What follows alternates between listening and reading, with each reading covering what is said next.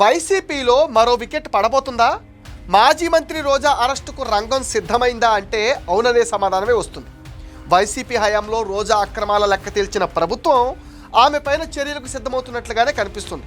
జగన్ ప్రభుత్వంలో స్పోర్ట్స్ మినిస్టర్గా ఉన్న ఆర్కే రోజా, శాప్ చైర్మన్గా ఉన్న బైరెడ్డి సిద్ధార్థ రెడ్లు ఆడుదామంటూ పెద్ద ఎత్తున నిధులు మింగేశారనే ఆరోపణలు కూడా ఎదుర్కొన్నారు. గత ప్రభుత్వం ఆడుదాం ఆంధ్ర పేరుతో 120 కోట్ల రూపాయలు ఖర్చు చేసింది. విద్యార్థుల్లో, క్రీడాకారుల్లో నైపుణ్యాన్ని వెలికితీస్తామని చెప్పి ఈ ఈవెంట్ను పక్కదారి పట్టించారు. ఎన్నికలకు కొద్ది రోజుల ముందు ఆడుదాం ఆంధ్ర తీసుకురావడం, అందులో యువతను భాగస్వామ్యం చేస్తున్నామని చెప్పినప్పటికీ వైసీపీకి చెందిన వాళ్లతోనే మమ అనిపించేశారు. పెద్ద ఎత్తున నిధులు వెదజల్లి ఎన్నికల కోసం పబ్లిసిస్టంట్గా మార్చేశారు. అసలు క్రీడాకారులను ఎక్కడా ప్రోత్సహించింది లేదు. మరోవైపు అన్ని నాసిరకమైన స్పోర్ట్స్ సామాగ్రిని అందజేశారు. ఆడుదాం ఆంధ్ర ప్రచారానికే దాదాపుగా 35 కోట్లు ఖర్చు చేసినట్లుగా తెలిసింది. రోజా, బైరెడ్లు ఆడుదాం ఆంధ్ర అంటూ 120 కోట్లు అవినీతికి పాల్పడ్డారంటూ వచ్చిన ఫిర్యాదులతో ప్రభుత్వం ఏసీబీ విచారణకు ఆదేశించింది. దీంతో ఆ ఇద్దరిలోనూ ఇప్పుడు టెన్షన్ మొదలైంది. అటు శాసనమండలిలో కూడా కూటమి ఎమ్మెల్యే ఇదే అంశాన్ని లేవనెత్తారు. క్రీడలతో కాకుండా ప్రజల సొమ్ముతో జగన్ సర్కార్ ఆటలాడిందని ఆరోపించారు. సమగ్ర దర్యాప్తు జరిపించాలని డిమాండ్లు కూడా చేశారు. ఇప్పటికే ఈ వ్యవహారం పైన విచారణకు ఆదేశాలు జారీ చేశామని చెప్పిన మంత్రి రాంప్రసాద్ రెడ్డి 45 రోజుల్లో నివేదిక ఇస్తామని ప్రకటించారు. దీంతో రోజా అరెస్టు ఖాయమన్న సంకేతాలు ఇచ్చింది కూటమి సర్కార్.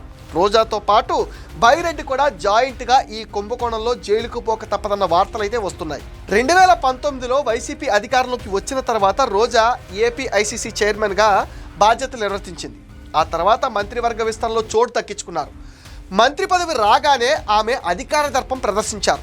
గౌరవప్రదమైన పదవిలో ఉన్నామన్న విషయాన్ని మర్చిపోయి నాటి ప్రతిపక్ష నేతలుగా ఉన్న చంద్రబాబు, పవన్ కళ్యాణ్, లోకేష్ల మీద ఇష్టానుసారంగా నోరు పారేసుకున్నారు రోజా. ఆ ముగ్గురిని ఎగతాళి చేయటమే కాకుండా వ్యక్తిగత విమర్శలు చేసింది. అంతేనా, మంత్రి హోదాలో నగరిలో రోజా చెయ్యని అక్రమాలు లేవు. పర్యాటక, క్రీడా శాఖల్లో ఆమె వ్యవహరించిన తీరు ప్రత్యేకంగా చెప్పాల్సిన పని లేదు. నగరిలో మంత్రి రోజా సోదరులు భారీగా వసూళ్లకు పాల్పడ్డారు.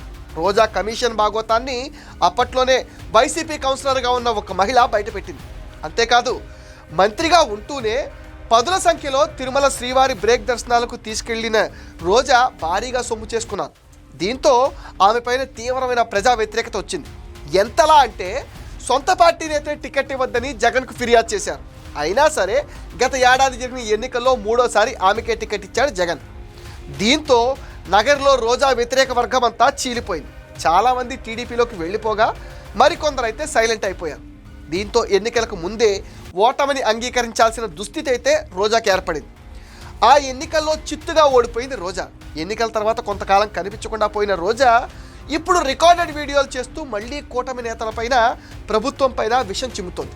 అటు గత 5 ఏళ్లలో శాప్ చైర్మన్గా, వైసీపీ యోజన విభాగం అధ్యక్షుడిగా ఉన్న బైరెడ్డి సిద్ధార్థ రెడ్డి కూడా ఇష్టం వచ్చినట్లు రెచ్చిపోయారు. చంద్రబాబు, పవన్, లోకేష్ల పైన తీవ్ర దోషణలకు దిగారు. ఆడుదాం ఆంధ్రాలో రోజాతో పాటే నిధులు నొక్కేసిన బైరెడ్డి ఎన్నికల ఫలితాల తర్వాత అడ్రస్ లేకుండా పోయాడు.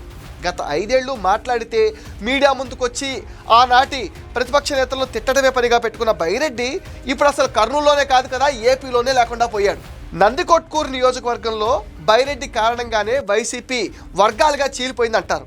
గతంలో అక్కడ ఎమ్మెల్యేగా ఆర్థర్ ఉన్న పెత్తనం అంతా బైరెడ్డి అన్నట్టుగా నడిచేది. గత ఎన్నికల్లో బైరెడ్డి చెప్పిన వ్యక్తికే జగన్ టికెట్ ఇచ్చాడు. దీంతో ఆర్థర్ కాంగ్రెస్లోకి వెళ్ళిపోయారు. సీన్ కట్ చేస్తే నందికొట్కూరులో అటు రాష్ట్రంలో వైసీపీ ఘోర ఓటమితో బైరెడ్డి హైదరాబాద్కు మకాం మార్చేశాడట. వ్యాపారం చేసుకుంటున్నాడని కూడా అంటున్నారు. ఆడుదాం ఆంధ్రాలో ఆకుతక్కులపైన ఏసీబీ విచారణకు సిద్ధమవుతుండడంతో అటు రోజాతో పాటు బైరెడ్డి వర్గంలో ఆందోళన మొదలైందట. ఇప్పటికే గత ప్రభుత్వంలో పేటరేగిపోయిన వైసీపీ నేతలు, బూతు రాయిళ్లు, రౌడీ షీటర్లు వరుసగా జైలు బాట పడుతున్నారు. ఇప్పుడు రోజా, బైరెడ్ల ఆట మొదలైంది. విచారణలో అక్రమాలు ఉన్నాయని తేలితే మాత్రం అటు రోజాతో పాటు ఇటు బైరెడ్డికి కూడా కష్టాలు తప్పేలా లేవన్న వాదనలు అయితే చాలా బలంగా వినిపిస్తున్నాయి. ఇది మెటా న్యూస్ అప్డేట్. ఈ వీడియో పైన మీ విలువైన ఒపీనియన్ కామెంట్ సెక్షన్లో పోస్ట్ చేయండి. మీరిచ్చే కామెంట్స్తో మరిన్ని ఇంట్రెస్టింగ్ వీడియోస్ మీకు అందిస్తాం. అండ్ మీరేం చేయాలో మీకు తెలుసు కదా. ఈ వీడియోస్ని లైక్ చేయండి, షేర్ చేయండి, మెటా న్యూస్ని సపోర్ట్ చేయండి, సబ్స్క్రైబ్ చేయండి.